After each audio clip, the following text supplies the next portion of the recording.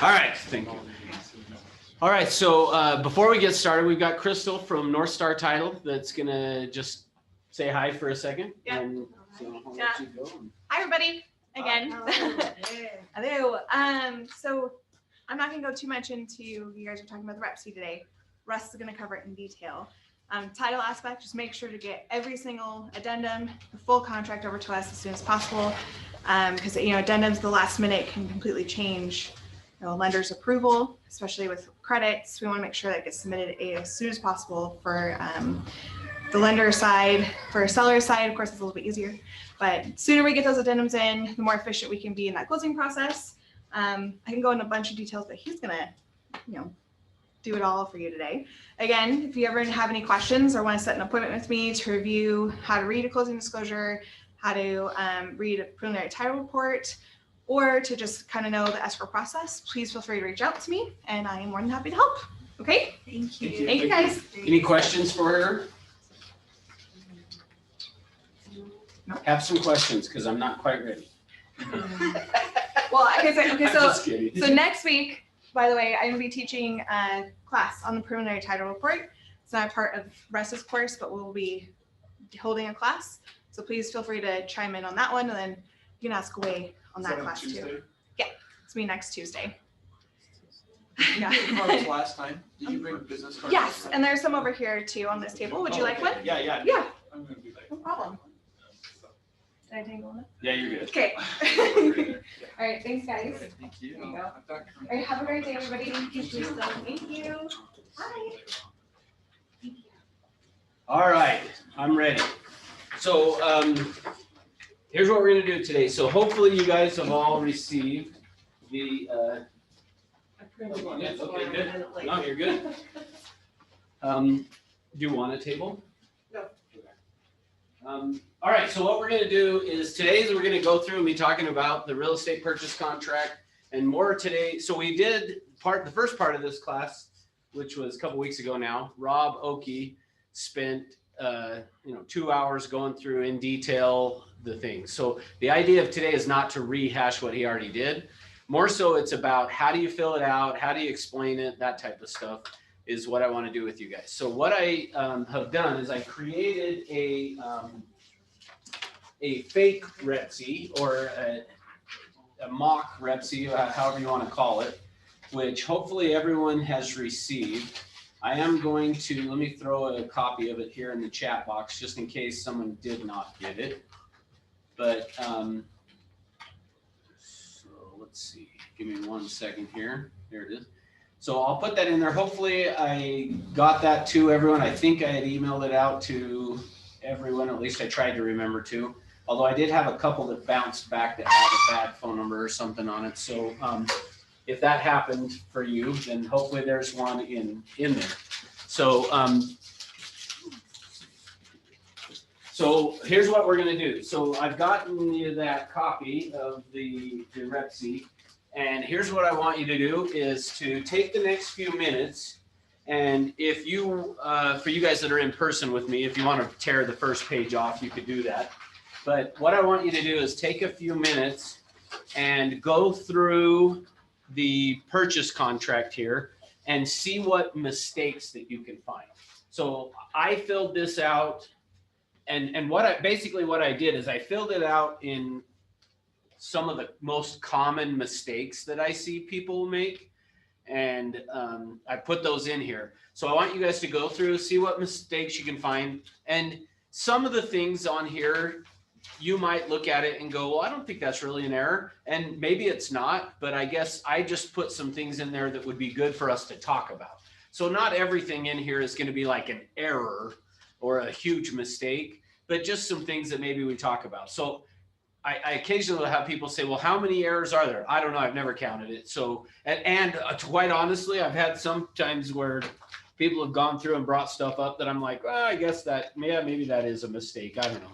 So anyway, so what I want you to do is take the next, however long you need, 5, 10, maybe 15 minutes, but probably not more than that, to go through and find any of the mistakes that you think are in there, circle them, whatever, and then we'll come back and talk about it. So for you guys that are online, on Zoom, if you will put in first and last name and license number in the chat box, I would appreciate it. But then also, once you are done going through that offer, if you'll throw in the chat box done, or ready, something like that, then I'll know that you're ready for me to. What I want to do is I don't want to give you guys too much time, but I want to give you enough time to go through all of this. So anyway, so take the next few minutes, go through and find the errors, and then we'll talk about it.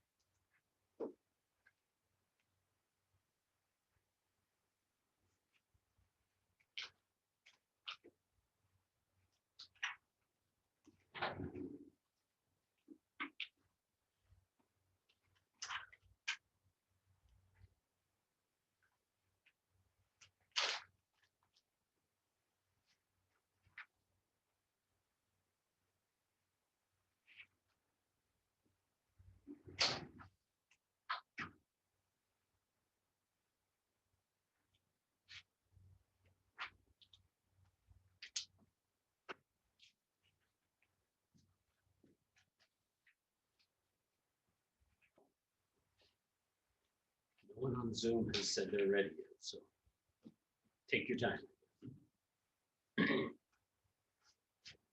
Maybe they forgot.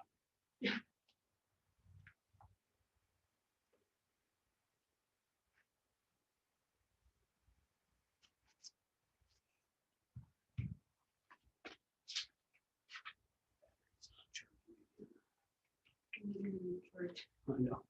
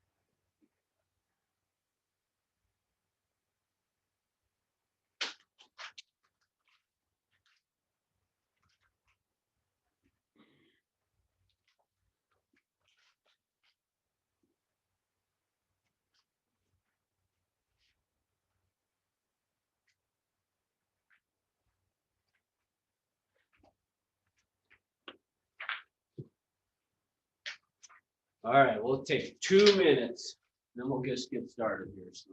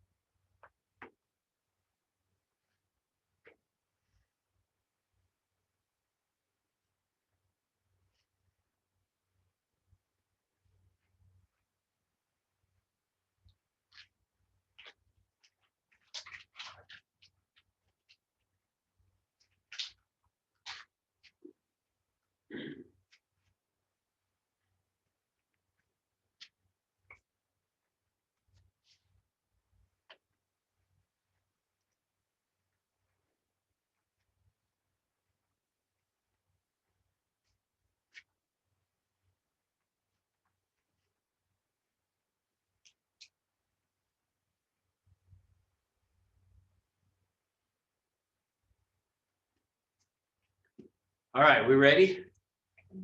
Okay, let's do this then. All right, if you guys that are on Zoom need more time, I guess take more time, but we're gonna get going here. So let me this over. Okay. Do you guys want this up on the screen, or since you have printout, are you good? What do you guys want?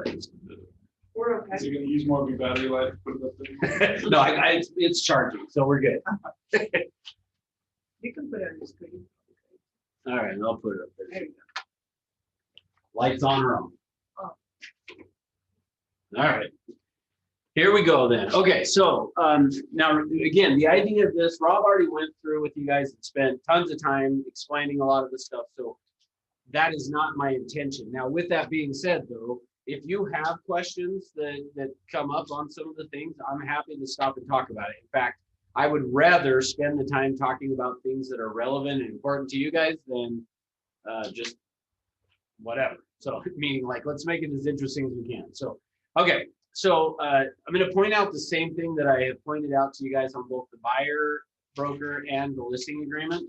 Right underneath where it says real estate purchase contract, right here it says this is a legally binding real estate purchase contract. So again, legally binding agreement that is between who? So what role do the agents play? So Yeah, really nothing. This contract is between a buyer and a seller. Even though we are listed on the contract as, to disclose confirming who's representing who, we're not part of the contract. So just kind of keep that in mind as we go through this. Is really this contract is between the buyer and the seller. Okay. All right. So here's where I want to start with. Now you'll notice up here, and how I'm going to do this is I'll ask you guys, we're just going to kind of go through each of the sections or blank lines. And I'm going to ask you guys, do you have any concerns with it? And if you do, let's talk about it. If you don't, then I may say a few things or I may not, and we may head on to the next thing. So first off, we've got up here that on the 9th day of October, 2017. Any concerns with that beyond the fact that that's a long time ago now? But, no? Okay. So here's the one thing that I do want to point out to you. Notice right after that it has here in parentheses offer reference date. So on addendums, when you're filling out an addendum, on the addendum it says this is an addendum to the real estate purchase contract with the offer reference date of, and I may not have worded exactly right, but essentially it says something like that. When it asks for a reference date of, it's this date. Just so that you guys know, and we want to make sure you understand that, is on an addendum, when it asks for the offer reference date, it's whatever date you have put in there. So, and the reason I bring that up is because sometimes somebody may have filled this out. Let's say that last night, my client said, yeah, we're probably going to write an offer, but we'll let you know in the morning. Or let's maybe say that I filled it out last night, and then before we submitted it, the other agent said, there's multiple offers, because that never happens in today's market, right? So they say there's multiple offers and give us your highest and best. Well, let's say my client says, well, we want to think about it overnight. And so they actually don't sign it till tomorrow or today. Let's say, if it was last night, I may have put in the offer reference date of whatever last night was, the 22nd, but they might sign it on the 23rd. Well, it doesn't matter really when they sign it on the addendum. When it asks for the offer reference date, it's referring back to that date. Okay. All right. Next line there is who the buyer is, Billy Bob buyer. Any concerns there? That is real fine. Yeah, probably not, right? So yeah, as long as that's his real name, there's not really a problem. Now, the reason I worded it this way is, and we already talked about this in the buyer broker, but if his name was really William Robert, and that's how he's applied for the loan, then we really would want it to match right there. So really, that's the only thing I'm going to say on it is that it should match however he's applying for the loan. And you may not have an issue even if his name really was William Robert, but I say that just from the standpoint of it's possible that the underwriter comes back and say, I mean, if it was probably William Robert, we put Billy Bob there, they probably are going to come back and say, do an addendum putting the name to be what is applied for the loan. Typically, and here's the reason for that. Back in 2009, 2010, a lot of the lenders ended up being hurt because, people had bought homes on these no docs. All you had to say is, yep, I can afford it. And they would go, okay, we'll give you a loan to buy a house for whatever amount you wanted. Well, as a result of that, then the lenders kind of got hurt on a bunch of the properties that ended up getting foreclosed and those type of things. So now what they will do though is if something is not right, so let's say for instance that Billy Bob here buys a property and then gets foreclosed on, the lender will probably go back to whoever originated that loan, the mortgage broker, and say, you got to buy back this loan that we did because you gave us a wrong name. Or what, they'll find any excuse they can to go back to say, okay, you have to pay on that because you didn't do it properly. So that's the reason that underwriters a lot of times will be so sticky on, hey, you got to have this and we need that, we need this I dotted and this T crossed, is because they don't want, if something goes bad on the loan, it trying to come back for them to take over. So, all right. So that's it on that. Okay, what about the name of the seller? Sally Sue Seller. Any concerns there? Okay, so same thing on this, just and not as important necessarily as the buyer side, but on this typically, I always for me, I'm gonna always call the other agent before I write an offer, at least before sending the offer over. And there's a few things that I always will ask them about. So I'll point these out to you as we go through it. But one of the things that I like to ask when I call to say, hey, Swin, I'm gonna be writing an offer on your property. What do you want me to put in for the name of the seller? Now, if they've got it on the MLS, then I can probably just use what's on there. But if it says owner of record on the MLS or nothing on the MLS, then I'm just going to call and ask, hey, what do you want me to put for the name of the seller? Because I have seen where I put what it says on the county records, and then they come back with on an addendum, changing it to something else. So, which is fine. I mean, just keep in mind, any of the stuff we're talking about, for the most part, can probably be fixed on an addendum. But what we're going to talk about today is mostly about just trying to have to not do, multiple, to try to fix all this stuff. But so good. So on the seller, just check. You can check the tax records. You can check the MLS. I usually just call and say, hey, I'm going to be writing an offer. And the other thing that I'm going to ask when I call to say I'm writing an offer is, how much time do you need? Do you have multiple offers already? And I'm going to try to find out from that agent as much information as I can get. Is there anything wrong with me asking them, hey, what's the highest offer you've got? No. Yeah, there's nothing wrong with that. Now, should they tell me? If they have permission from Yeah, the seller. good. Only if they have permission from the seller should they tell me. Now, but is that what happens? Not always. So just know that a lot of times they'll give you information. There's nothing wrong with you asking the question. In fact, if you're representing your buyer properly, if you're writing the offer, you should be trying to get as much information. Now, they probably shouldn't tell you without permission from their seller, but it doesn't mean they won't tell you. So, try to gather as much information to find out. I had an agent last night even send me an email. He had written 6 offers for his buyer just over the weekend, 6 different properties, and they had been declined on 5 of them. Well, the 6th one came back and said, all these people put escalation clauses. We don't want escalation clauses. This is what we're looking for in an offer. And then they detailed out.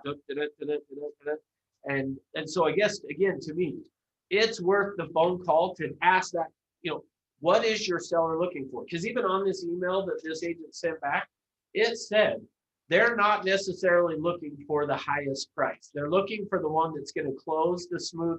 Yes, price is going to play into it, but they're looking for the transaction that's going to be the smoothest along the way to get what they want to be able to have take place. Can I give actually one example? Yeah. I got actually one under contract, and then actually the seller called me because he wanted to, for some reason, talk to me and all that. But he said, look, I deny another offer that was $5,000 more than yours, but we also sent a letter saying how much my buyers they want the house, and it was very emotional, all that kind of stuff. But they pick us, so you never know what's really happening. Of course, my buyer also has more down on cash and that kind of stuff, but you never know how much you can do as a realtor than just hearing somebody saying, oh, we have multiple offers. Don't give up, because I have the same thing too, but I keep pushing.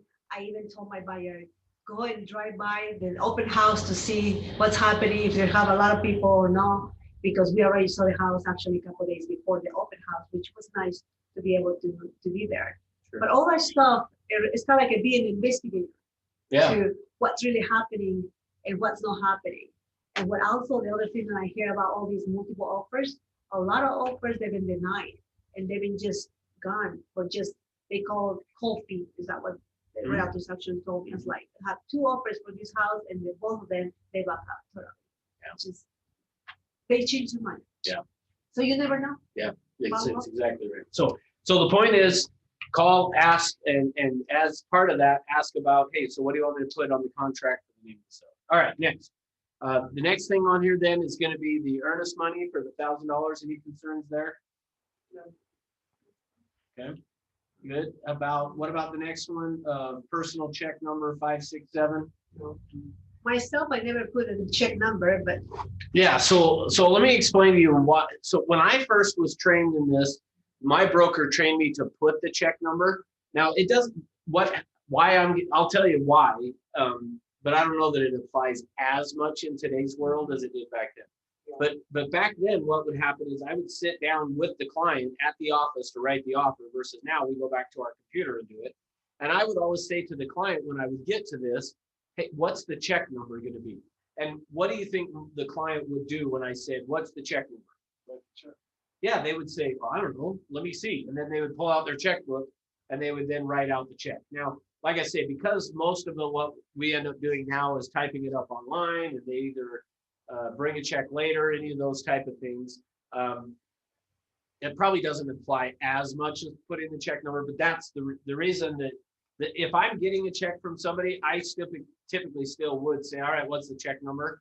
Because then it's going to get them to write the check and give me the earnest money right then. But like I say, the way that the contract's even written today isn't as crucial. Meaning back then when we would do it, you had to sign on the real estate purchase contract. There was a place for you to sign that you had received the earnest money. So I always wanted to get it so that I could just sign it. All right.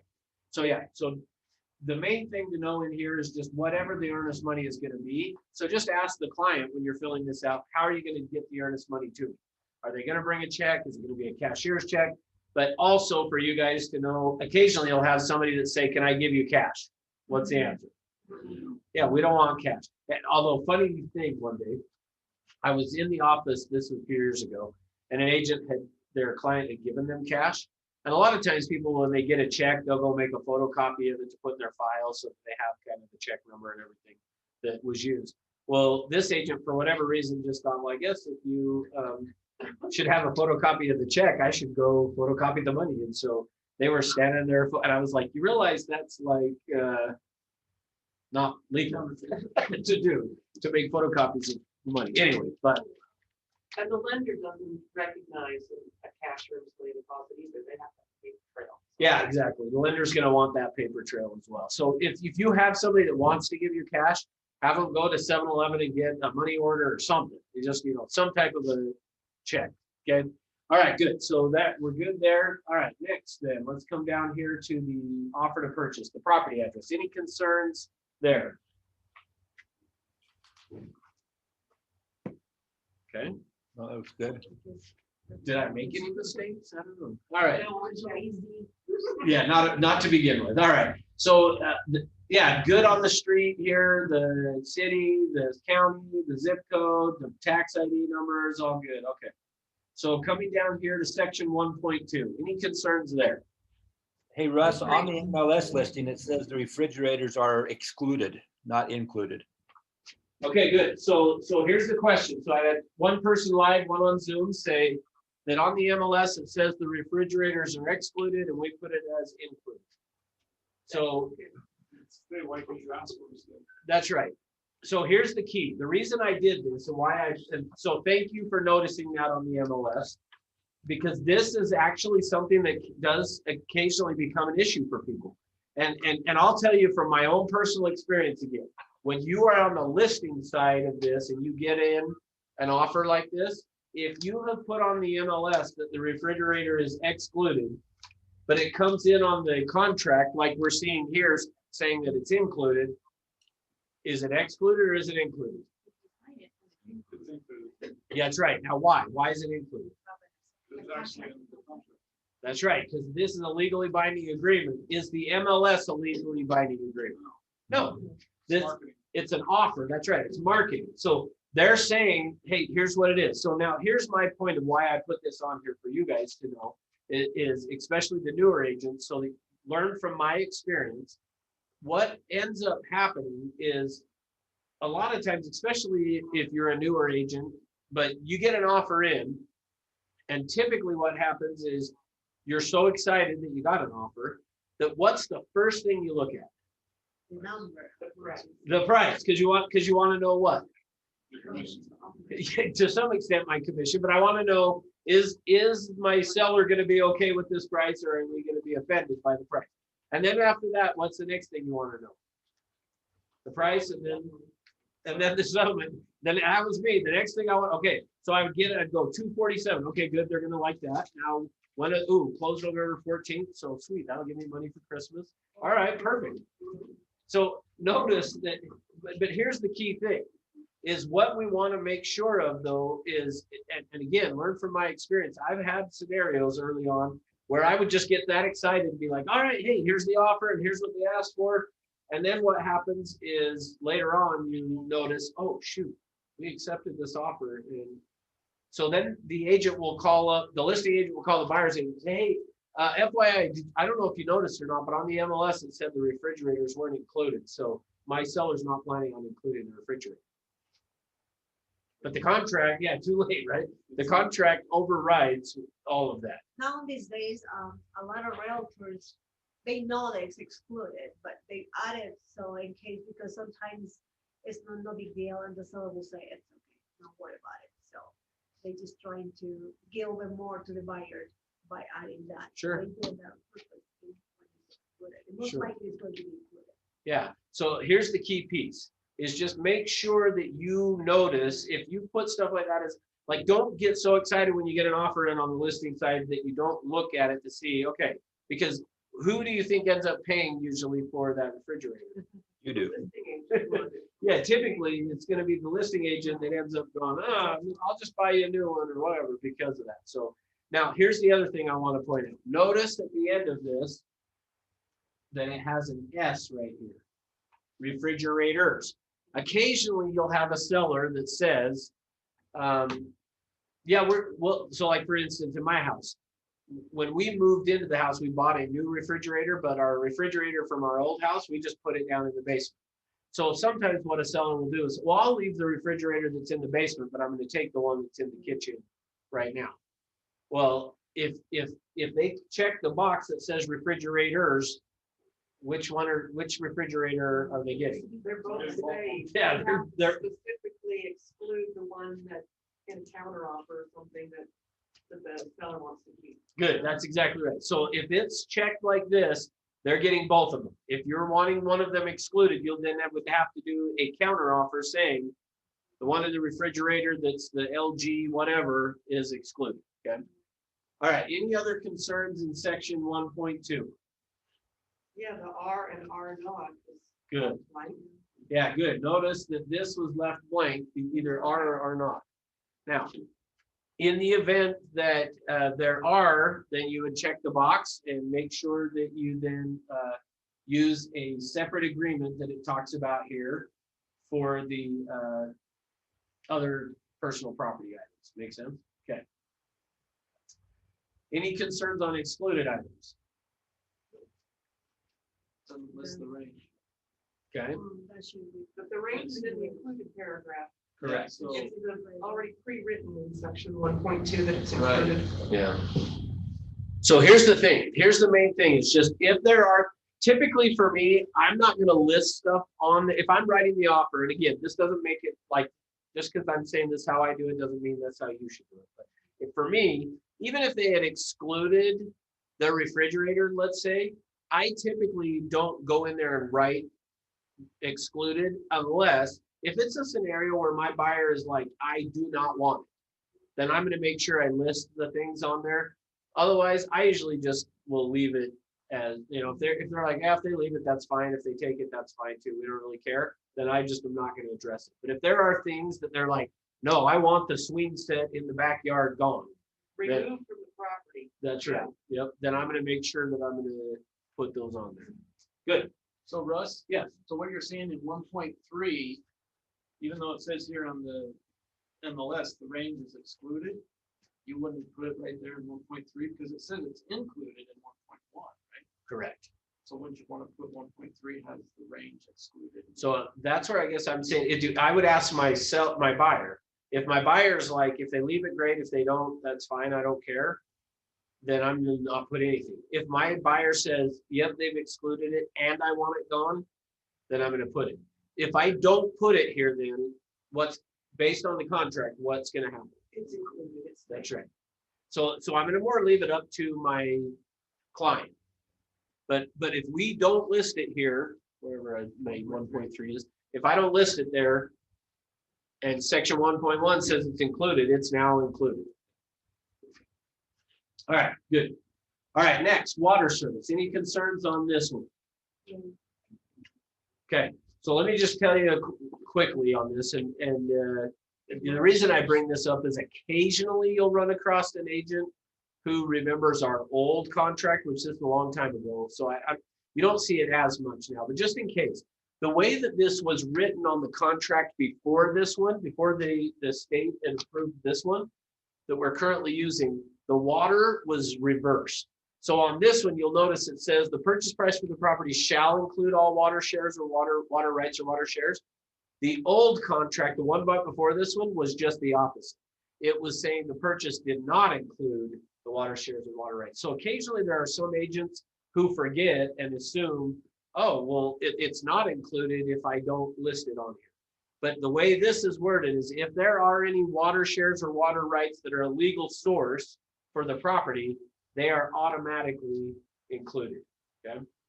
So let me give you a quick story on that one. My sister, she lived up in Charleston, which is just right outside of Midway, and they were going to sell their property. So I went in to help her sell it. And what had happened is when they bought the property, they bought a water share with the property.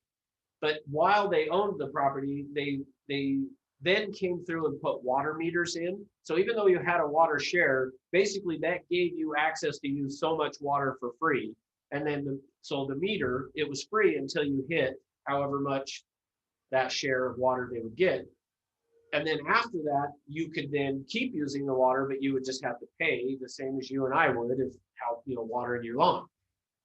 So it's time to now sell the property. And my sister says, well, they don't really need it anymore because you could just use whatever water you want. You just pay for it on a monthly basis. So she said, I don't know what to do.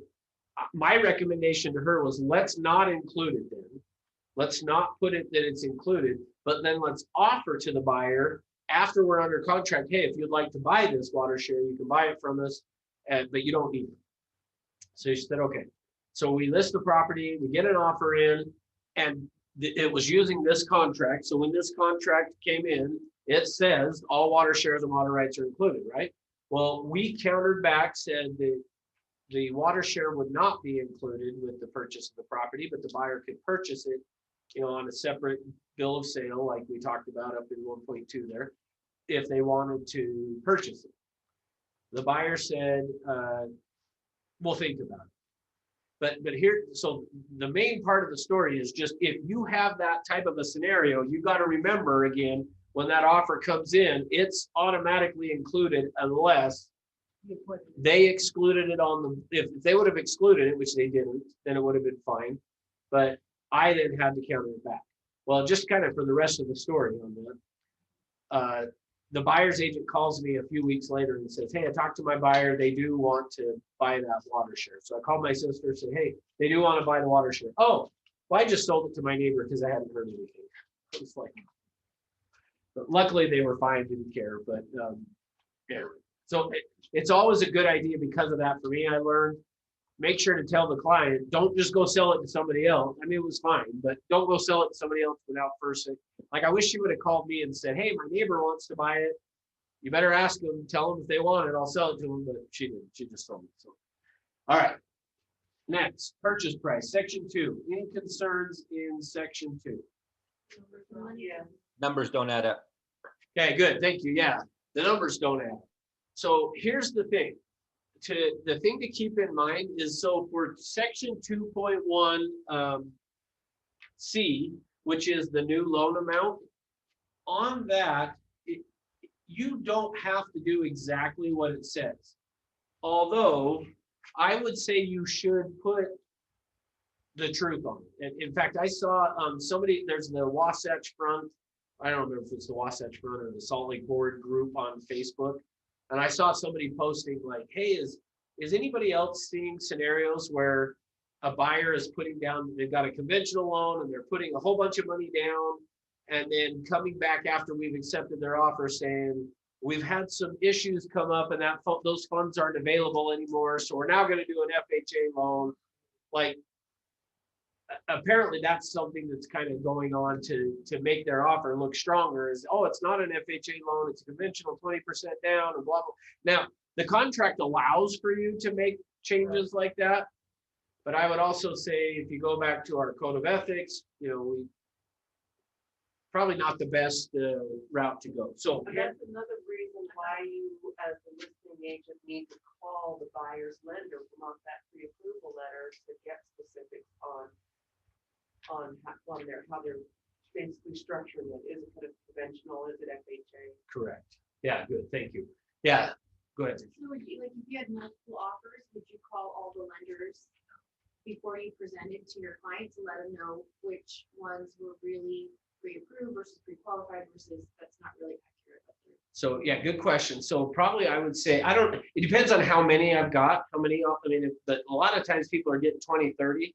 I'm probably not going to call 20 or 30, but I probably would say, let's identify the top, 3, 4, 5, somewhere in that range.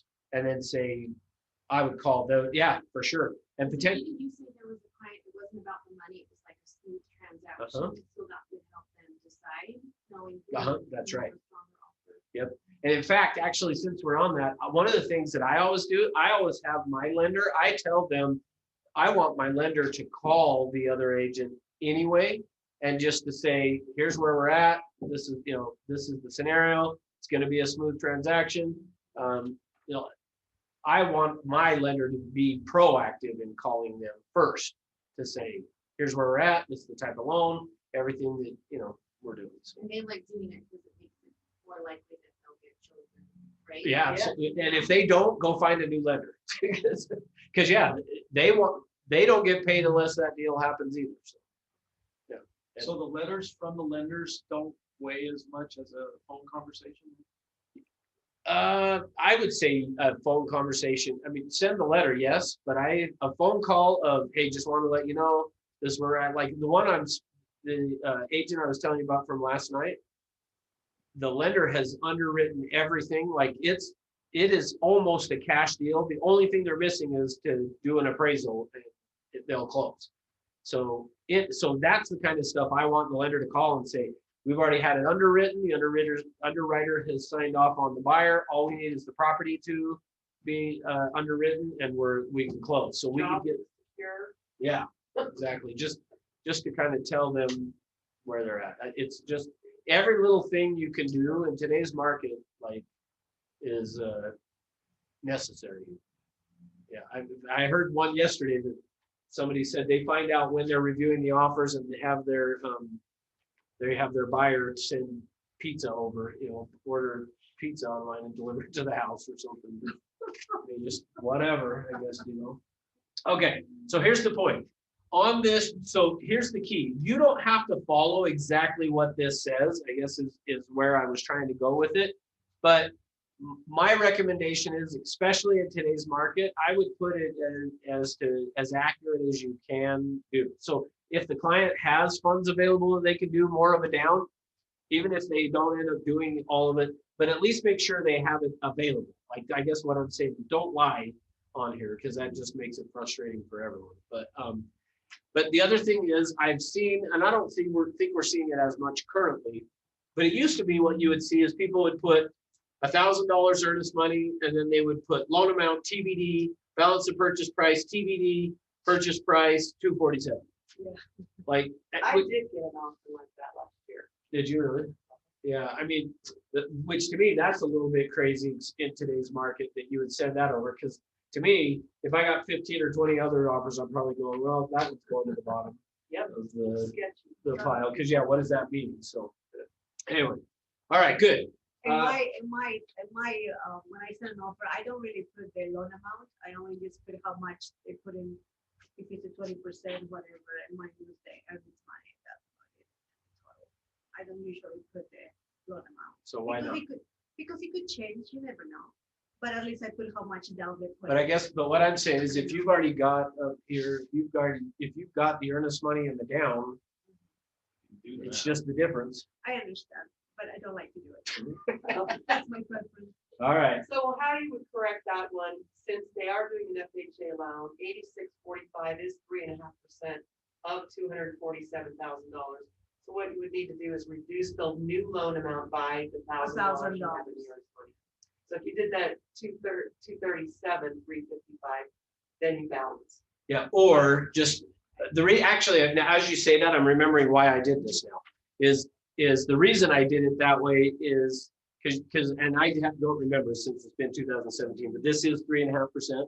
Okay, so I did it that way because typically the earnest money is going to go towards the down payment. So either way, you could do it either direction. Put 237 or put that at 7,600. Either way. Oh, yeah. So, all right, good. How would you write an addendum correctly? Like, Oh, good question. So if I got this and I'm the listing agent and I saw that, I probably wouldn't really worry too much about since that's, correcting it per se. What's that? since that's kind of flexible anyway. you Yeah. want to- If I'm the listing agent and especially based on what Ginger said, if I know it's an FHA loan, the down payment's going to be 3.5%. So I would look at it and realize what they did. So, but technically, probably we should. Yeah, if I was the listing agent, probably would counter back and just say balance of purchase price to be 7,645 from section 2.1. But this one's one for me personally, I probably wouldn't worry about it too much. But yeah, if you caught it and you had already sent it over, then you would just write up an addendum saying balance of purchase price and cash and settlement to be 7,645. But yeah, because the contract allows for flexibility in that, even though it doesn't add up correctly, I probably wouldn't stress too much about it. Can I say something? Sure. When I see, something that needs to be correct on the REPC, when I receive an offer, I usually try to the agent to be able to correct it. And I said, look, I like your offer, but there's a few things that you missed here and there. I have them actually corrected it instead of having another addendum that I don't really care about. And I make them really, so they can learn also to be able to, to be able to do it right. And then they send me another one. Yeah, that's my thought. If there were this many errors, Yeah, for sure. if there were this many errors in the offer, I would say send it Yeah. over I don't want Yes. to take my time about Correct. because Correct. it's not my job. Good point. Yes. So that's true. If there were this many, I'd say start over. Let me help. Yeah. All right. Good. Section 2.2. Any concerns there?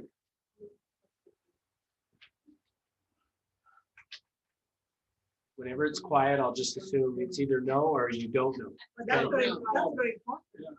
Okay, good. So here's the key thing on this one is in the event you check the box is, you also need to then include the other addendum as well. Okay, so that's the thing. Just keep in mind, and again, this is back in 2017 when I put this together, we were seeing that occasionally. I think most people have kind of figured it out now that if you check that it is conditioned upon the sale, that then they also need to attach the subject to the sale of the buyer's property addendum to it. But some people would check is there, not send over that addendum, and what they were thinking is, well, we disclosed that we had a property to sell, but you're also now not following what the contract says, because the contract also then says if you check is, then you will include that. Yeah. And the reason why it's important to be able to make sure if it's conditioning about the selling is because some people are thinking, I'm selling my house, but they're selling for sale by owner. So it's a different story. Having the addendum, it will show if it's a realtor right there Exactly. included or not. So it's a little bit more solid about selling the house or not selling. Yeah. So And that's the whole point of why the division had this change to be saying there is a spot there to say is or is not, is because then that way you will disclose all the seller should know. Okay, good. What about any other concerns on that page on the initials down here? No. Okay, good. Does the date matter? Good statement. Yeah, good point. So there is a spot for date, but it does have it. Oops, right there has the date and time. So, all right. Next, then I'm going to kind of skip over most of the stuff that doesn't have anything to be filled out, with the exception of closing. I just want to make sure that this one is really clear. So the closing. We use the term closing. I'm still guilty of this. I will say to my client, hey, we're going to have closing on Friday, or we're going to close at 3 o'clock on whatever. Technically, closing is when settlement has been completed, so it's saying right here, settlement's been completed. The proceeds of any new loan have been delivered to the lender or by the lender to the seller or the escrow closing company, and the applicable closing documents have been recorded in the county office recorder's office. And all of those things have to take place within 4 days after settlement. So just kind of keep in mind on that of, we use the term closing when we really should be saying settlement. And to some extent, it creates issues for us. So here's the other thing that I always like to point out. When you're filling this out, make sure you're explaining to your client, the day that we go to the title company is settlement. That's when we're going to go sign. You're not going to then actually have it fund and record until typically the next day. But our contract allows for it to be up to how long? 24 hours after recording, which would be another day. Well, yeah, not to possession yet, but just in here is you have 4 calendar days after settlement for it to fund and record. So, which then comes to what Ginger was saying, so the main thing I want to make sure my client knows, because here's the thing, if you don't do this, here's what happens. Settlement, you show up, your client does, they sign everything and they go, okay, where's the keys? I've got the moving truck sitting out in the parking lot and I got 30 people that are just waiting around the corner for me to show up to move in.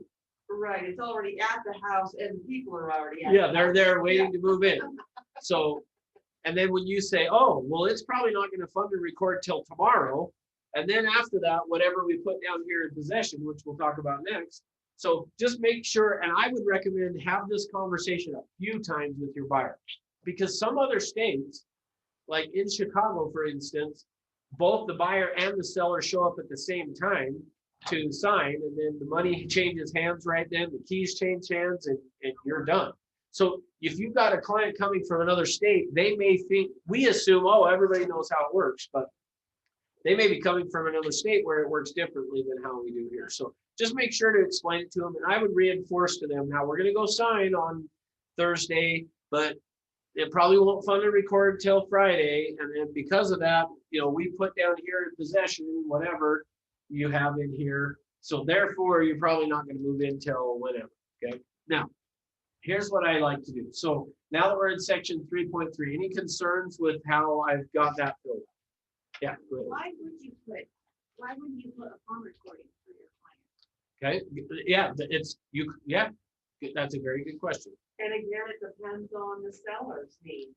If giving the seller an extra day after they get their money to get their stuff out of the house makes your offer more appealing, Yep. then that's what you want to do. So Yeah, so again, in today's current market, here's what I would recommend.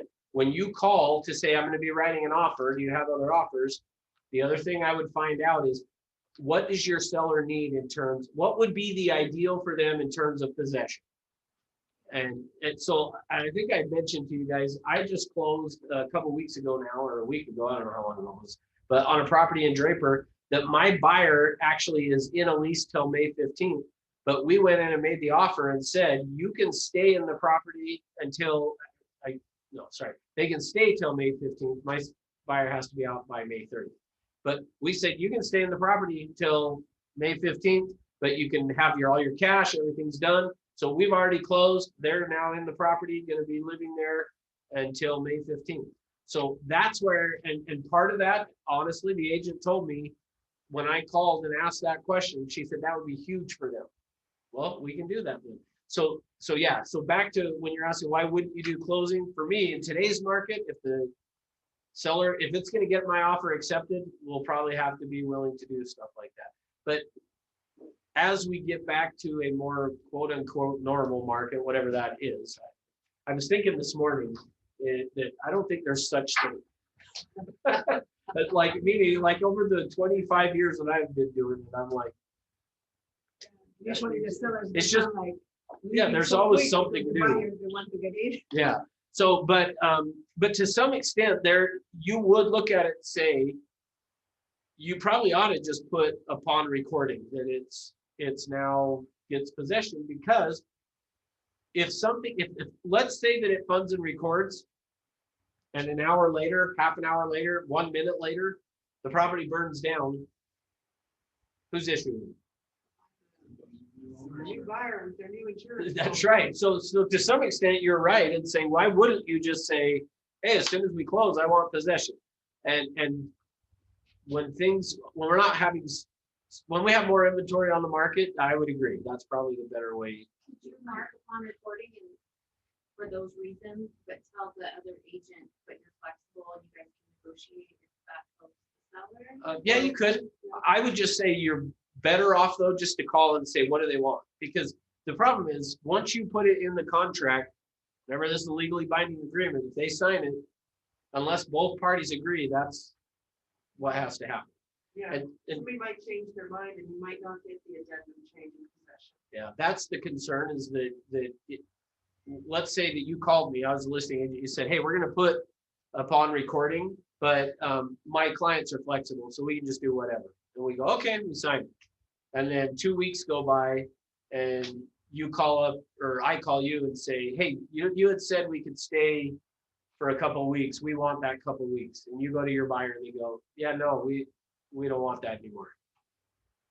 All of a sudden now I could send over an addendum to you saying, hey, possession to be such and such date. And if your client doesn't ever sign it, says no, we revert back to this. So that's a key thing to always remember is any of this can be changed in an addendum. You can change anything as long as both parties agree. But if they don't, you go back to this. Make sense? All of that's a good conversation also have with your buyer, if you're the one writing the offer. Yep. Again, so it meets with their timeline and their expectations, both in when closing happens, settlement, closing, and possession, that whole chain of events. Yeah, perfect. And so that's perfect segue, because here's where so for me, when I'm writing the contract and I get to section 3.3, here's how I like to handle it, is I just like to ask my client, when do you want to move into the property? So I actually back into it from there. So I'm going to say to my client, when do you want to move in?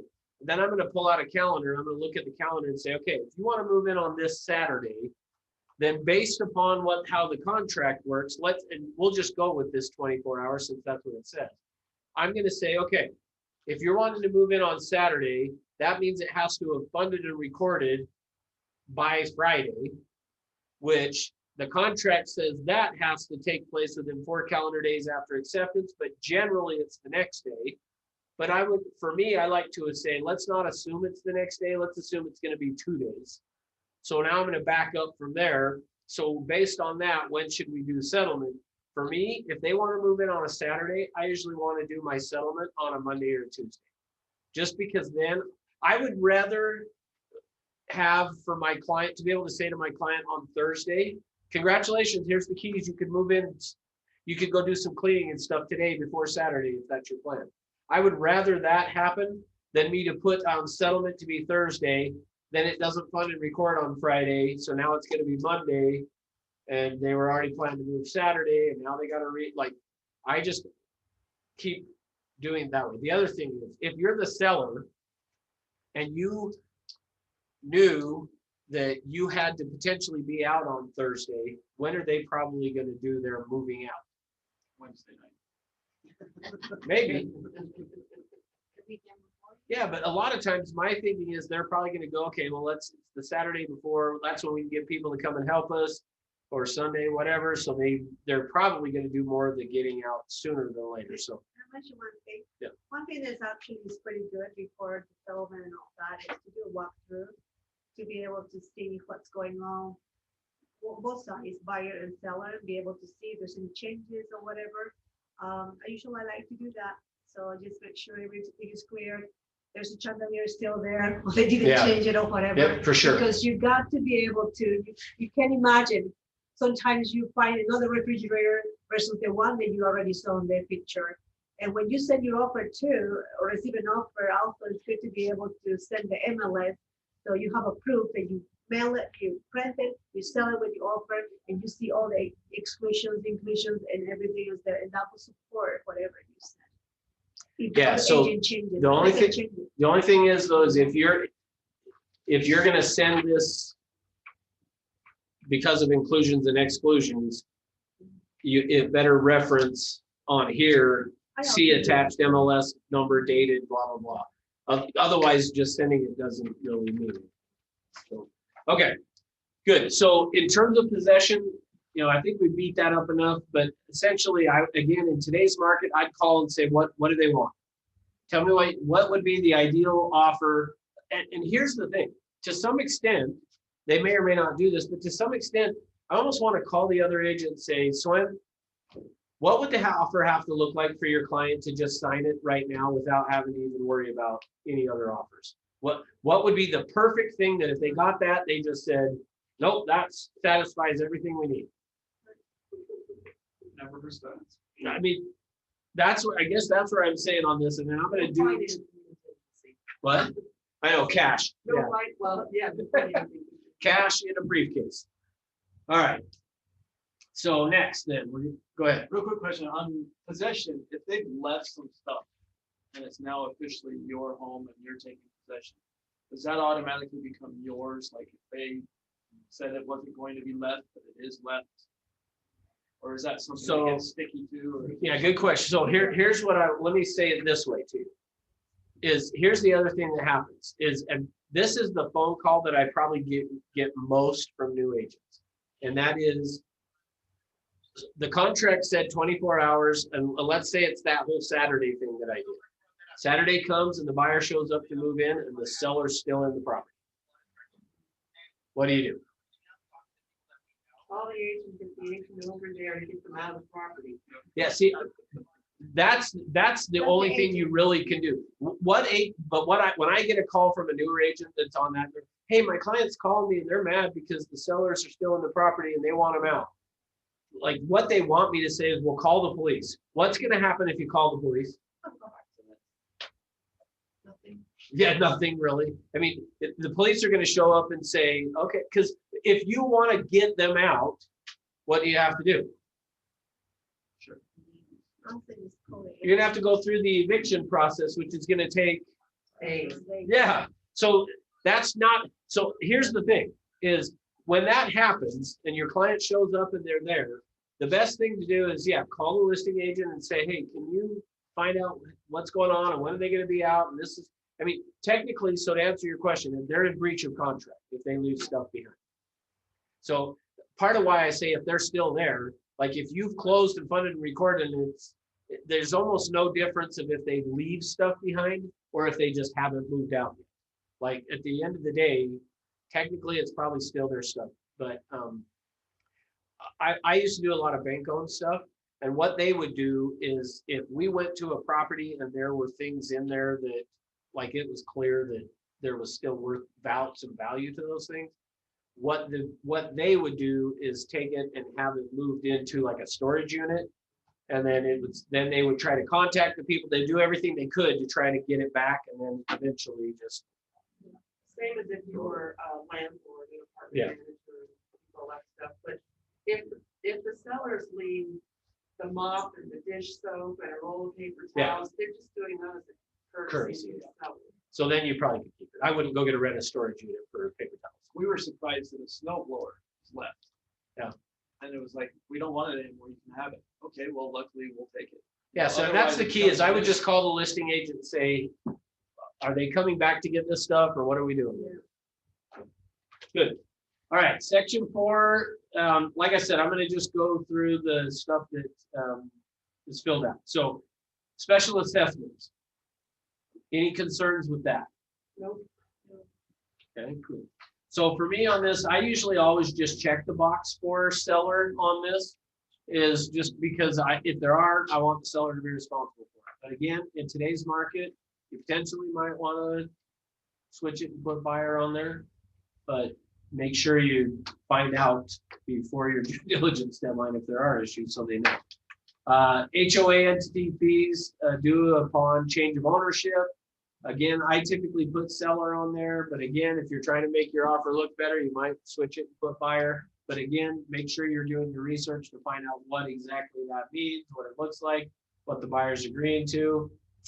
How about section 5? Any concerns there?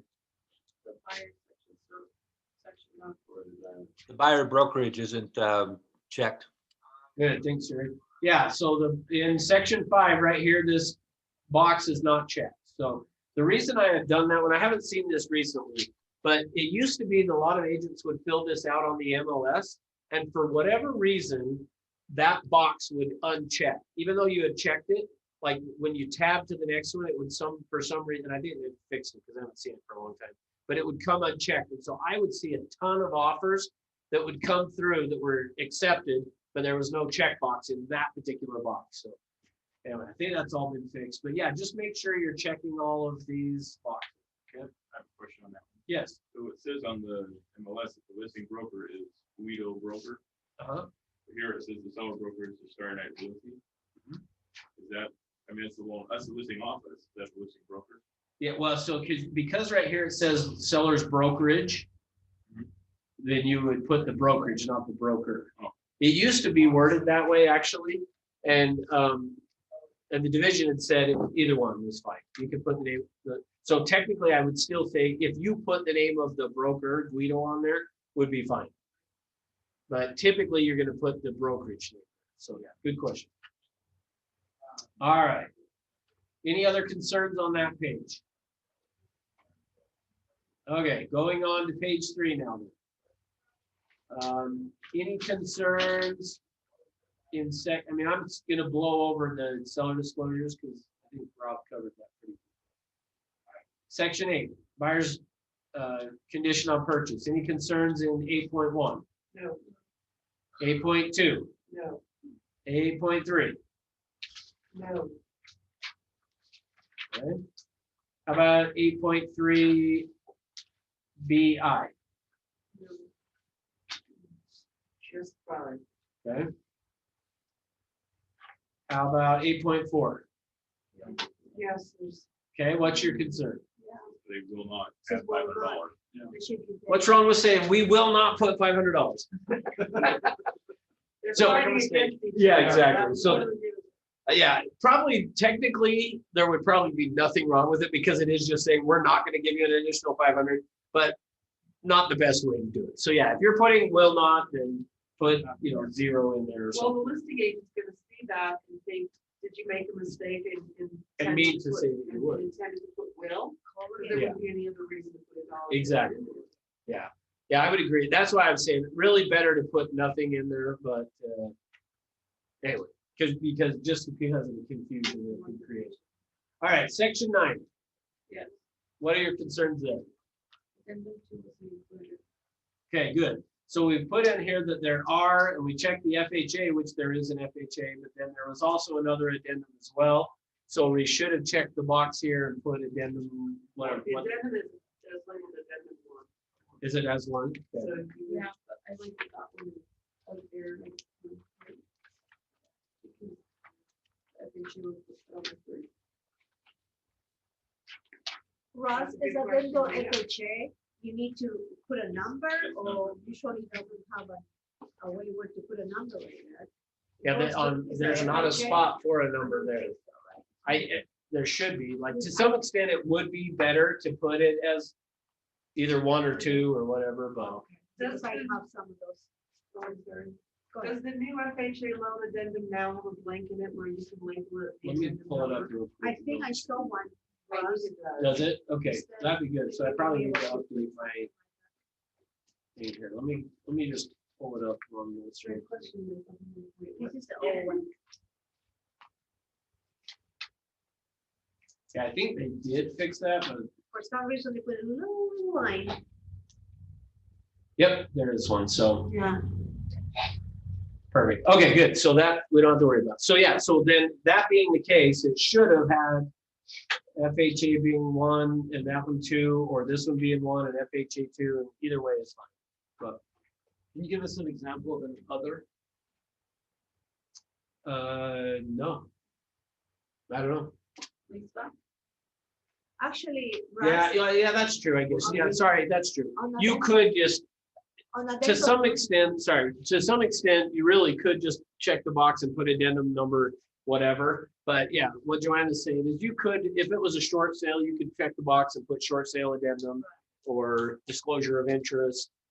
But if it's a FHA, you don't need to put addendum 1 or 2, you just put addendum. If that's the way how it looks here. Yeah. This is my Yeah, you would FHA. just check the FHA there, but you would want to number the addendum though. If it doesn't have but it does, the new one does.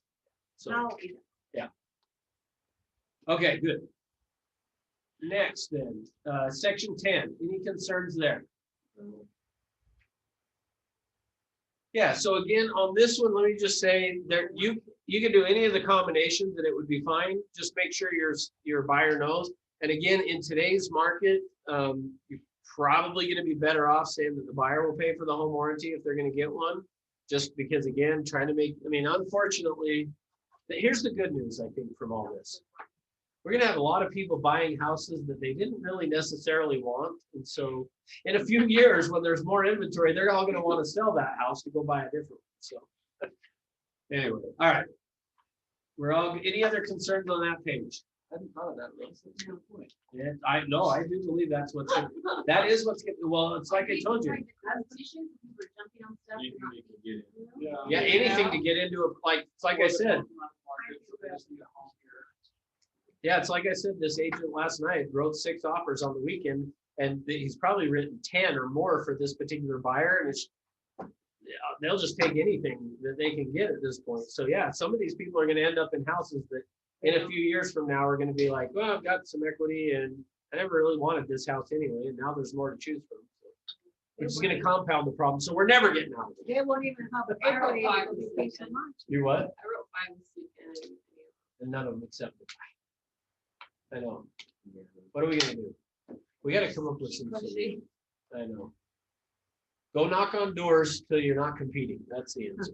All right. Well, think of it this way too. Sometimes it's for the better. Because there's something else that you're gonna find for that buyer that's gonna be more ideal. Or That they happens just to end her up all the leasing, time. renting again. That's not for the better. Well, it happens to Lois all the time. She ends up really finding a much better ideal situation. just Sure. because they were just taking a little more time and it was actually beneficial. Yeah. A lot of times. Yeah. The challenge we're in today is this isn't changing real soon. Yeah. I don't think. Unless something crazy happens, some pandemic comes along. Worse than the one. All right.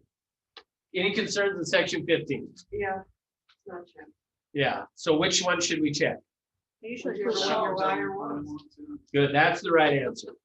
So here's the thing. So at one point I had an attorney that worked at the company that I was with that when he trained it as you should do May. You should always do May. That's because he's an attorney. Yeah. Well, but then he left and a new attorney came to that company and he told me, hey, Russ, when you're training this, you need to train the agents that they should do shall. So I would start training. I'd be in here. I'd be like, hey guys, you need to check the shall box on this. And then he left and a third attorney showed up and he goes, why don't you just explain to them what it means and then let them decide? And I was like, okay. So now that's how I train. Explain what it means and let your client decide. But they're still going to say, well, okay, but Chad, what should I do? It just seems like checking may open up a whole new negotiation issue you Well, gotta deal with. here's- Shall kind of resolves it at the very front. It may give you more Because clear. it's not nailing anybody down, and what if they get totally screwed in the process? They're truly victims. If you do shall, then it's like buying time before they can actually get something Yeah. decided. And they're the real injured party, and they're paying for mediation or something that they never really needed when a judgment was. That's Yeah. why you let the buyer decide. So did you guys on Zoom hear all that? I go more for Did shop. you hear? I go, Easygoing, clean. Yeah, not really. Okay, not really. Okay. So basically what she was saying is if the may seems like it's better because if you do shall, you're saying you have to go to mediation first, which could delay the process a little bit, which is what she was saying. So, so ultimately, here's the thing. I'll tell you how I explain it to the client. And I'm going to just tell you guys, there is not a right answer is the short answer. But here, for me personally, with my experience on it, here's what I've found. Most disputes that happen are over the earnest money. As a result of that, May is a better option to choose because you're going to start if you're going to go to mediation, it's going to start eating up the earnest money as part of that, the mediation fees. But in the event that you ended up that there was some other issue that was bigger than that, shall probably would be a better option. So still kind of saying, I don't know, because the challenge is, I don't know what's going to happen in the transaction to be able to tell you, oh, you're going to have a dispute over the earnest money is all we should check May. If I could look into the future and go, no, you're going to have a major issue, you want to do shall first to go to mediation before you go spend all this money in court.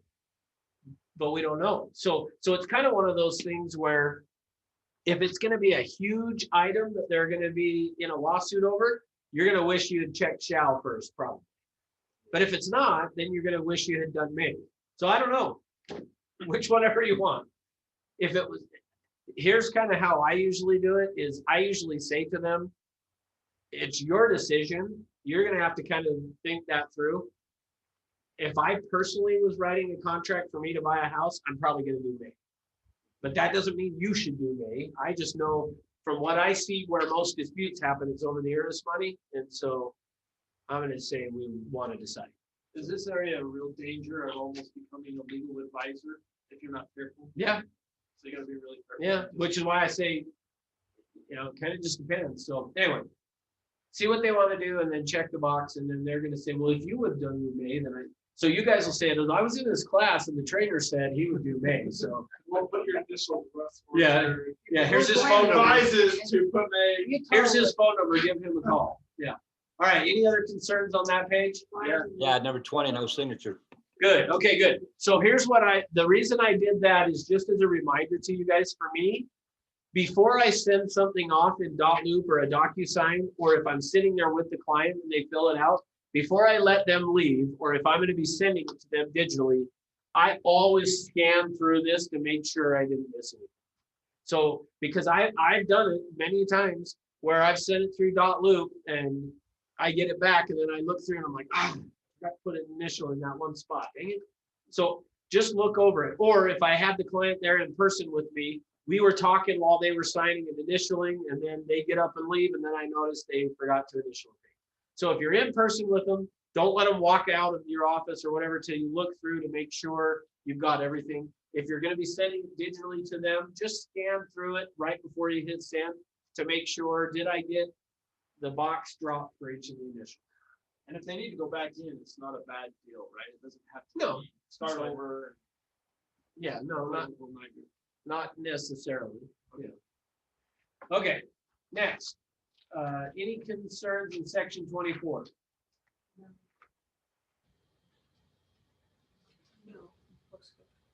All right. So let me just speak to that for a second. In section 24, there's not necessarily a right, here's how you do it. I will tell you how I see people typically train it, but I'll tell you the way most people train this, and then I'll tell you the way that I do it, which doesn't mean that I'm right. But I usually see people that will put 7, 14. Oh, I probably should, for the people on Zoom, let me do it this way. I usually see people do 7, 14, 21, and then this like 28 or 30 days out, which is fine. You can do that. Here's how I typically do it. Remember I said back in section 4 on possession that I will usually ask, when do you want to move in?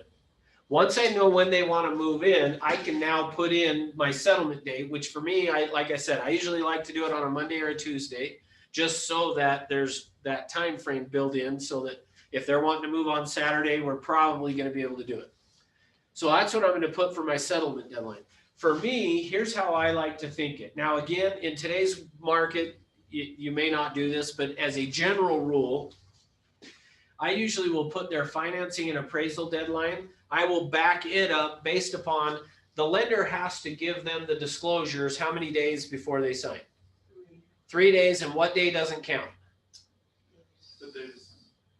No, Sunday. So for me, I'm usually going to back up. So if I'm going to be signing on, settlement as a, let's say a Monday or a Tuesday, I'm going to back up and I'm going to put my finance and appraisal deadline to be, essentially think of it this way. I want my financing and appraisal deadline to be the date that they have to get the disclosure out to my buyer as my deadline. So that if they don't get it out to them by 5 o'clock, I still would be able to cancel based on finance and appraisal. Does that make sense? So a lot of times people will just do this as 7, 14, 21. Well, I usually I'm trying to protect my buyer. So I will usually put that date to be whatever the day the CD should be sent out for the buyer to sign on. That way, on that date, I can call and say, have you sent out the CD to the lender? And if they haven't, are you going to be able to get it out? And if not, then now I either need to do an extension on that deadline or just cancel. Make sense? So again, if you want to do it, the 7/14/21 is probably fine, but I also check with my lender to find out how much time are you going to need on this? Can we get it done? So here's the thing. So I'm calling the listing agent saying, what do you want from the offer? What does it need to look like? How much time do you need? Blah, blah, blah. Then I can call my lender and say, how fast can we get it done? Here's what they're wanting to see. Can you call and tell them that we could get it done by this date? All that stuff. All right. So now on the seller due disclosure deadline, I usually am going to put, for me, if I'm filling it out, I usually put 3 to 5 days. So from whatever day I'm filling it out. So if I was filling it out today, I'm going to put either the 26th, 27th, 28th, somewhere in that range. Now, to some extent, how I decide if I'm doing 3 or 5 days is probably going to just depend on, is it a weekend that's coming up, or like, if it's Thursday and I'm writing the offer, I might give them till Monday. If it was Friday, I might give them till Monday. If it's Saturday, I might give them till Tuesday, or I don't know. That's just kind of my thinking.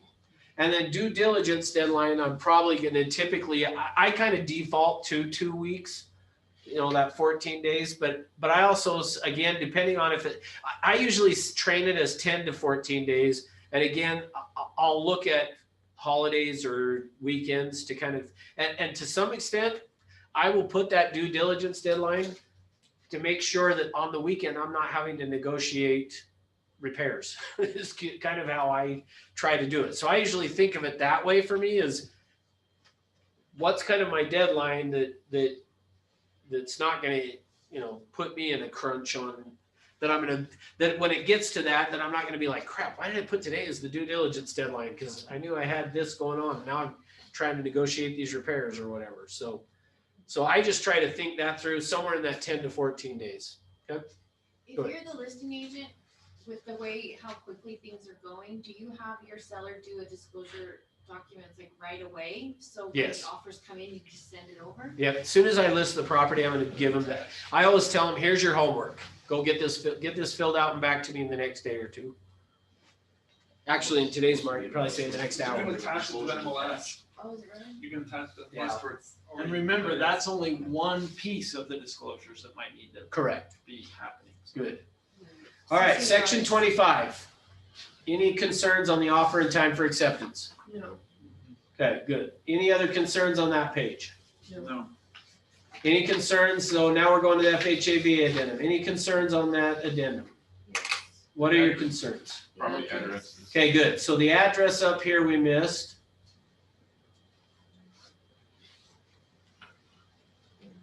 No other concerns? No. Questions? No. Okay, going on to page 2. Any concerns?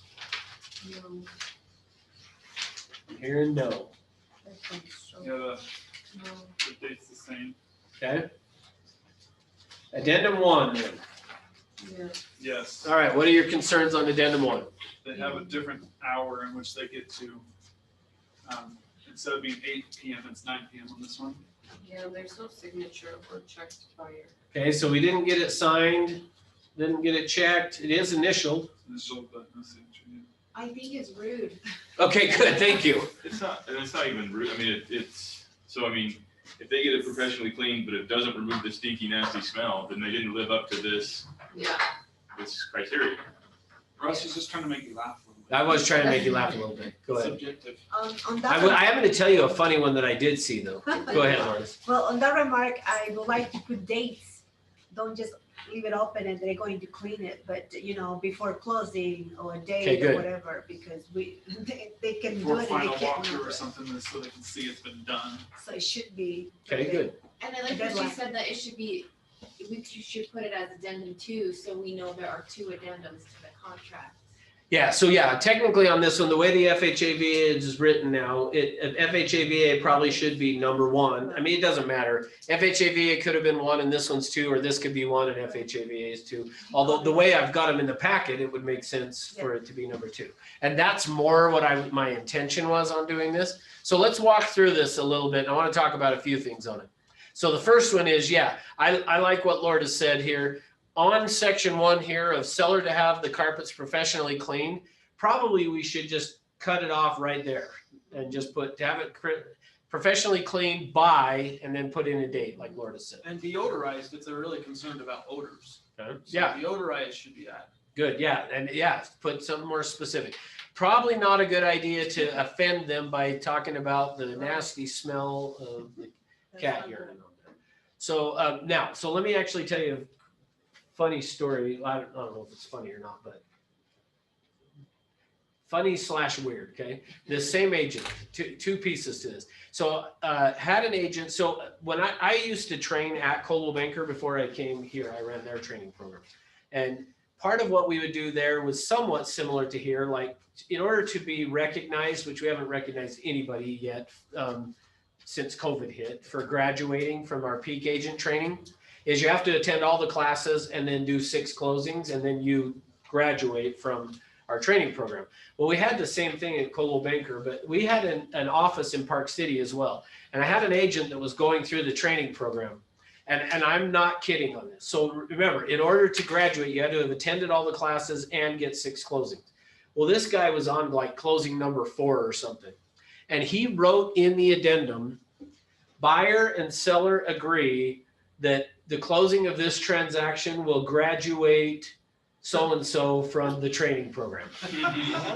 And they signed it. So like when I got it, I was like, well, I guess he has to graduate because the buyer and seller agreed. Like, so don't put stuff like that. It was stupid. I was like, are you serious? Like, you really, I had to ask him, is this a joke? Like you forged their signatures just as a joke? And no, I sent it to them. I was like, what did they say? Anyway, same guy, just to show you how weird he was.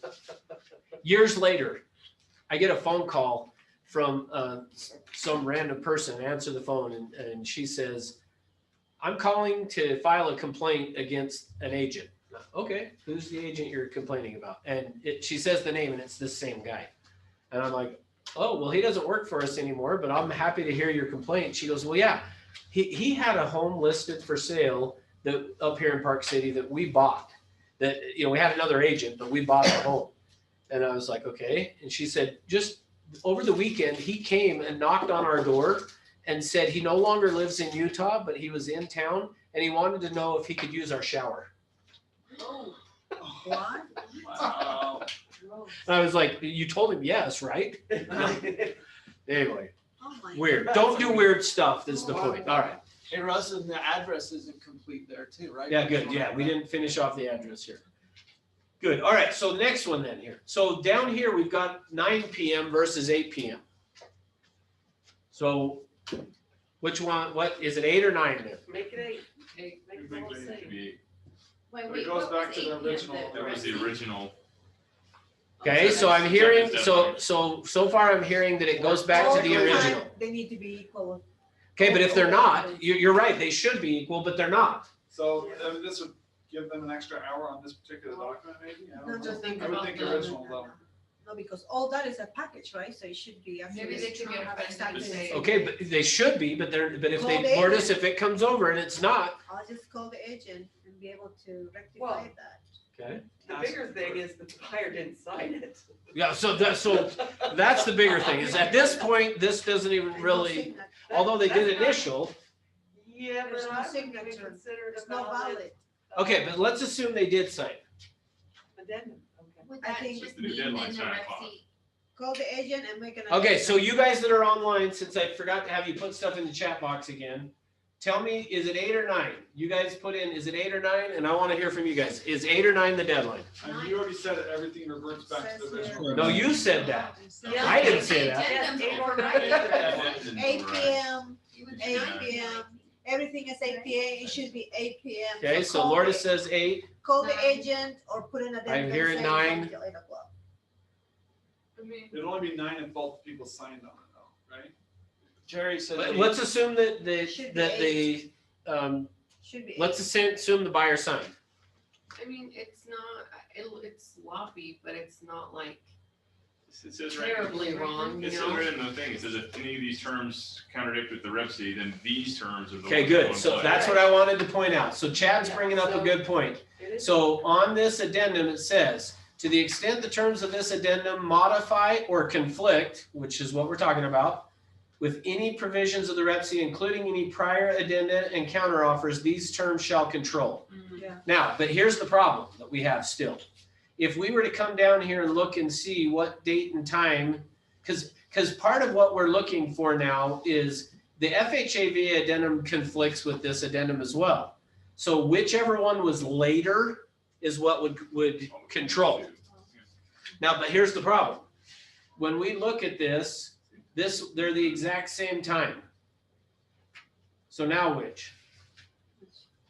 So you look here, that's 10:27. This one's 10:27 a.m. So this is, here's to me what I would say is, 9 o'clock. we got a bit of a struggle in this scenario, particularly because the FHAV addendum is not numbered. On the current contract, if it was numbered 1 and then this one we're looking at here was numbered 2, I would say this one would be the one that trumps because it comes after And it's a counter. the other items. But because they're dated the same in time, this one really does create an issue. Is it 8 or 9? So here's what I would say. If you're worried about it, I would say try to go with the 8 o'clock. In this scenario, on this particular one we're looking at, I would probably say I would try to stick with 8 o'clock only because they're so conflicting and there's no way to tell which one came first. The FHA one doesn't have that same provision where it says if any of these terms conflict with the regular REPC, then this becomes the new term. Are you sure? I don't see it in there. Yeah, it's on page 2. It's all on the back side. I was gonna say, I'm pretty sure it does. Oh, okay. So Russ, these addendums don't stand alone. I mean, couldn't it be both? The one that's 8 o'clock was satisfied and the one that comes later No. at 9 could be satisfied on its own? Nope, it's a whole, what Laura said earlier is, it's one offer. You're sending Yeah. one offer. So But if the meaning- time was different, it could stand alone. Well, but meaning what you couldn't do is go accept the REPC and accept the FHAV addendum and reject this one. That It's all a package. Yeah, that's right. If you're gonna accept, you accept all. If you're gonna counter, you counter all. If you're gonna reject, reject all. But if this was a day later and this addendum was created, it could. Yeah, stand alone on its well, own yeah, if time. it came after an acceptance, then yes. Only you can change if you send another counter offer, then you can change probably the time if you want. Doesn't need to be related to. Right. How would you, one yeah, or how two. would you fix this? Like she said, do. Well, so for me, again, if I got this offer and it was, like I say, if we're multiple offer type of a thing, but let's forget that. Let's just say this offer came in and I got it and they've given us till 8 o'clock, but then on this one, they've given me till 9 o'clock to respond. I'm probably gonna just err on the side with my client of let's just answer them by 8 o'clock and then we're fine. But, Really, it's about accepting by 8 o'clock. correct. Not necessarily answering. Yeah, sorry, that's true. Not- It's not- accept, not 'cause- just about accepting. yeah, because the truth is that when you are countering, you're essentially saying no to this offer and sending over a new offer. But yeah, technically it's to accept. And make sure when you sign, you put a date and you put a time. That Yes. time is very, very, very important. Yeah, so let me just go back to this. So notice here that all of these deadlines really are the offer and time for acceptance. It's not to give a response. It's to accept the offer. If that was left blank, it's automatically 5 o'clock, correct?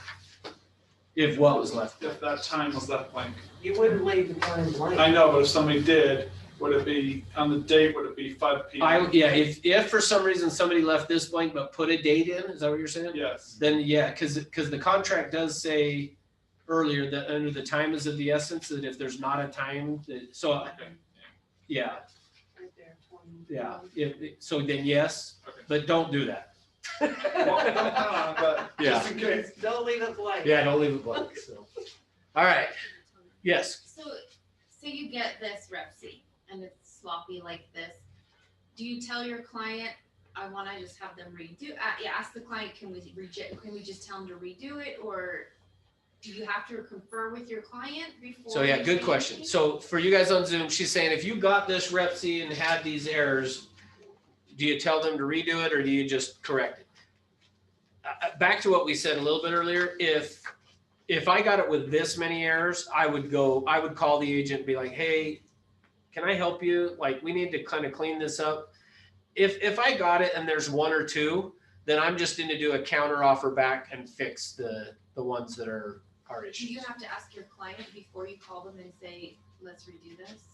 Yeah, I mean, you probably should call the client and say, hey, I'm going to send this over, let you see it, and then let me know. But my recommendation would be, I mean, the truth is you could just do an addendum and fix it all. And your client may want to do that. So really, yeah, it's a good point. Let your client. But like you're saying, the client you had last night, they want a clean like a smooth transaction, and this makes you think it's gonna be a really Exactly. bumpy road. Yep. I have just Mostly one, because the agent doesn't know what they're doing. just one. Yeah, little- mostly because the agent doesn't know what they're doing. Just one little tip. A lot of times we're assuming people will read things and they don't, especially titles and even the loan officer. So when you have a rep C that has 2, 3, all these mistakes, and you're thinking an addendum is going to fix, I'm telling you, for experience, it's more confusion because the title will read one thing. Yeah. The loan officer probably will read another thing. And then, because I went through this years ago, and then now I say, no, the whole thing got to be all totally 100% done. And then that's the reason why I don't want so many addendums, because people, they don't really read the addendums. And then they all got mixed up. But in your REPC says that, yeah, you don't need to pay any home warranty. And the addendum says, actually, the seller is going to pay $600 home warranty. So, but they don't read that. And the whole thing gets totally mixed up, and there's more work to do. And for me, personally, this is Lourdes. I like to have a REPC. I review it carefully, and then I will make sure I talk to the realtor, and I will say, look, I'm going to send it to my seller, but at the same time, you need to go ahead and just fix all these mistakes and send it back. I'll wait for you. Yeah. And then they will do that, and I'm clear. I don't need to worry about it. Everybody is the same boat. And then my closes go very smooth. 99% of my closes, they go smooth because I'm a very detailed about that thing. Instead of saying, oh, we'll put an addendum, and we'll put an addendum. Yeah. That's me. That's my Well, thing. that was the point of being here, is you can learn to do it right. So. Good. All right. What other questions? Any other questions? Okay, so for you guys online, make sure you put your first and last name in there and in the license number if I haven't gotten it at least once. And then, so Thursday will be Jeopardy. the Jeopardy game. And so as many of you guys as can come in person. But if you're also worried about it, like what I don't want is somebody like comes and then you get COVID and you're like, well, Russ's fault. So if you're gonna do that, then don't come. But come, we can wear masks. Well, I'm not going to, but you guys can, like, if you're worried about it. So just, but it'll be more fun if you're in person, is what I will tell you. So. And the scorekeeping will be pretty good. It'll be very poorly done. So, all right. Thanks for being here, guys. See you on Thursday. You guys that are in St. George, I'll see you tomorrow. So I'll be in St. George tomorrow, then back here Thursday. Oh, wow. So, Okay. yeah, I'm gonna leave right now to St. George, actually. Well, thank All you. right. Drive safe. Yeah, great. Everybody Have sign fun. your Beautiful list. day. Yeah. Okay, thanks, guys. Yep. I think Jim did that, yeah. What? So. You sign You your. signed the rest that you did. Thursday morning, so I could attend Jeopardy Zoom, but I don't know if I have signal the whole, probably like faster than this. Well, 18 years of Okay. police, Yeah. I had to have something. So why are you engaged in pain if you've been doing it for so long? I just like to review because there's changes. Was somebody asking me a question? Yeah. And then I'm also Yeah. I can't hear you. Hang on, let me turn it up. All right, go ahead. I'm just curious if this is the same contract that you use for a land sale. I got a client that wants to buy a piece of land. Oh, no, there's a REPC for land. Okay. Yeah. So, yeah, no, you'll be fine, because you just have to. I thought it was for some reason the last week the training was like Wednesday and Friday. I thought it would be this one, so that's why I had it like that. So when I went back, I could attend it, not have See you, signal. man. Okay. Because you just have to. Okay. I'll still do it. Okay, cool. Thank you. Hey, Chris. You're welcome. Thank you, Russ. You are welcome. Thank you, Russ. Paul, are you on it either by yourself? I'm on team right now. Oh, you are? Yeah. Who's Steve? Trevor Advisors, so they're new. They came over like 4 months ago. They do a lot of commercial stuff.